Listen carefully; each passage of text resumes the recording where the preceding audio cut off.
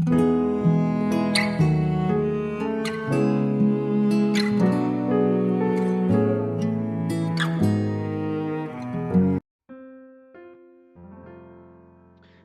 shalom saudaraku, dimanapun Anda berada saat ini.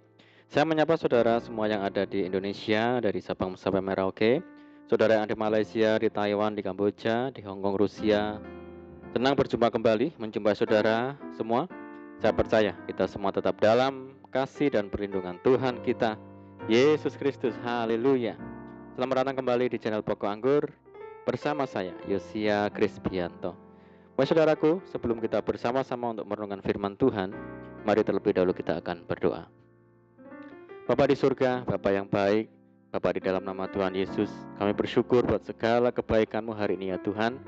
Terima kasih buat penyertaan Tuhan yang sempurna bagi kami hari ini, dan saatnya kami rindu untuk merenungkan firman Tuhan. Ajar kami ya Tuhan, untuk mengerti dan memahami segala kehendak Tuhan bagi kami. Mari ya Tuhan, buka rahasia firman-Mu saat ini dan terangi hati kami dengan firman Tuhan. Terima kasih Tuhan. Ini doa kami hanya di dalam nama Tuhan Yesus Kristus kami berdoa. Amin. Puji Tuhan. Baik saudara, kita akan membaca bersama di dalam Bilangan pasal 13 ayat yang ke-31. Kita tidak dapat maju menyerang bangsa itu karena mereka lebih kuat daripada kita. Saudaraku, sebelum masuk ke tanah perjanjian, Tuhan memerintahkan Musa mengirimkan beberapa orang untuk mengintai tanah tersebut. Tertulis, suruhlah beberapa orang mengintai tanah Kanaan yang akan kuberikan kepada orang Israel. Dari setiap suku nenek moyang mereka haruslah kau suruh seorang, semuanya pemimpin-pemimpin di antara mereka. Akhirnya Musa pun menyuruh orang-orang sesuai dengan perintah Tuhan. Dan orang-orang itu adalah kepala-kepala di antara orang Israel. Jumlah mereka ada 12 orang banyaknya. Dan sesudah lewat 40 hari, pulanglah mereka dari pengintaian negeri itu. Masing-masing dari mereka memberikan laporan hasil investigasi selama 40 hari tersebut. Inilah laporan mereka, saudara. 10 orang memberikan laporan yang membuat banyak orang merinding mendengarnya. Apa yang disampaikan mereka itu benar-benar membuat cut nyali, mematahkan semangat, dan menciptakan ketakutan yang luar biasa. Tertulis, kita tidak dapat maju menyerang bangsa itu, karena mereka lebih kuat daripada kita. Mengapa mereka berkata demikian? Inilah alasannya. Negeri yang telah kami lalui untuk diintai adalah suatu negeri yang memakan penduduknya. Dan semua orang yang kami lihat di sana adalah orang-orang yang tinggi-tinggi perawakannya. Juga kami lihat di sana orang-orang raksasa, orang enak, yang berasal dari orang-orang raksasa. Dan kami lihat diri kami seperti belalang, dan demikian juga mereka terhadap kami. 10 orang begitu membesar-besarkan masalah dan kesulitan yang sedang dihadapi, sehingga fokus mereka hanya tertuju kepada ketidakberdayaan, ketidakmampuan, keterbatasan, dan kemustahilan. Mereka hanya melihat segala sesuatunya dengan kasat mata. Bagi mereka, kenyataan yang dilihatnya adalah sebuah bencana. Dan hal ini berdampak buruk bagi orang-orang Israel yang mendengarnya pada saat itu. Sebagian besar umat Israel turut terintimidasi perkataan-perkataan negatif yang keluar dari mulut 10 orang pengintai itu. Firman Tuhan berkata, jika engkau tawar hati pada masa kesesakan, kecilah kekuatanmu. Saudara, kita harus menyadari bahwa selama kita masih di bumi, masalah dan kesukaran selalu ada di mana saja dan kapan saja. Itu bisa menimpa siapa saja tanpa memandang bulu. Akankah kita terus larut dalam masalah dan kesukaran yang ada? Tawar hati hanya akan membuat semangat hidup kita padam dan iman menjadi lemah. Mata rohani pun menjadi buta sehingga kita tak mampu melihat kebesaran kuasa Tuhan. Tuhan menjadi tampak kecil, sedangkan persoalan kian menjadi besar. Inilah yang terjadi pada bangsa Israel ketika mendengar laporan negatif dari 10 orang pengintai tersebut.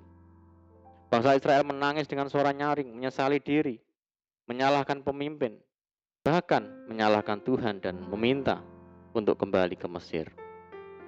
Namun Kaleb dan Yosua tampil sebagai pribadi yang berbeda.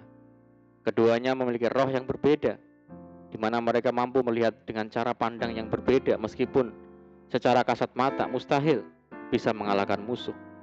Karena penduduk Kanaan memiliki perawakan tinggi-tinggi seperti raksasa. Namun Kaleb dan Yosua tidak terbawa arus. Keduanya tetap menguatkan hati dan tidak memusatkan perhatian pada masalah dan kesukaran, tapi mengarahkan kacamata rohaninya kepada Tuhan yang hidup. yang memiliki rencana yang indah bagi kehidupan mereka. Visi inilah yang membuat keduanya mampu menguasai keadaan dan bersikap tenang. Mereka sangat percaya akan rencana Tuhan membawa bangsa Israel keluar dari Mesir ke suatu negeri yang berlimpah-limpah susu dan madunya, ke tempat orang Kanaan, orang Het, orang Amori, orang Feris, orang Hewi, dan orang Yebus. Bukan untuk mati di padang gurun, tetapi mewarisi tanah Kanaan, tanah perjanjian.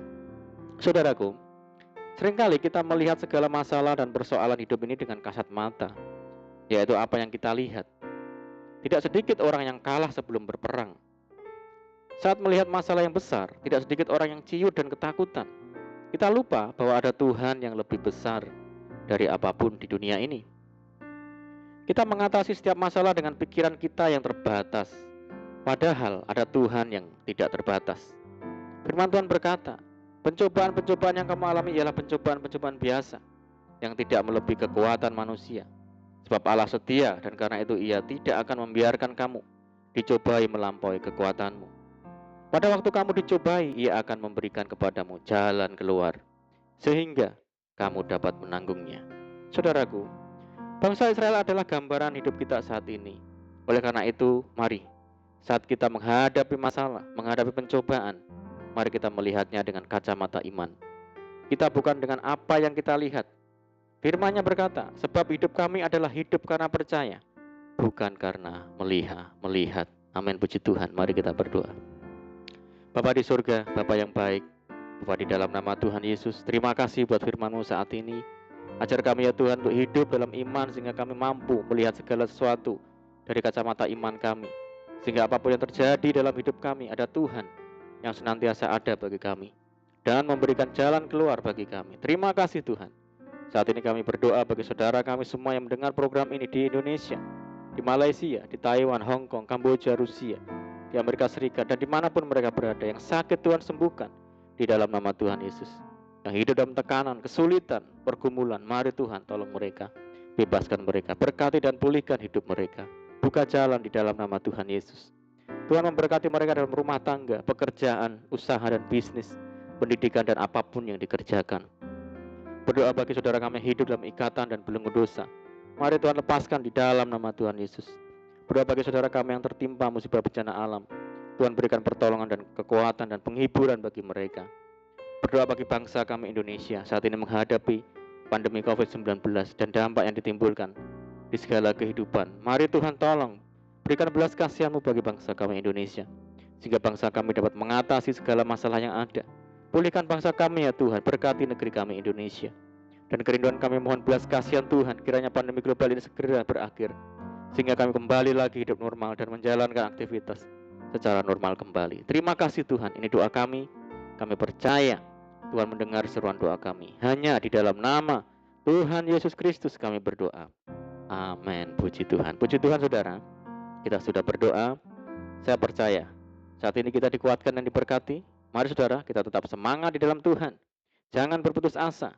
Tetap berdoa, bersuka cita senantiasa, sebab di dalam Tuhan kita sanggup melakukan segala perkara. Selamat malam dan selamat beristirahat. Doa saya menyertai saudara semua. Tuhan Yesus memberkati. Haleluya.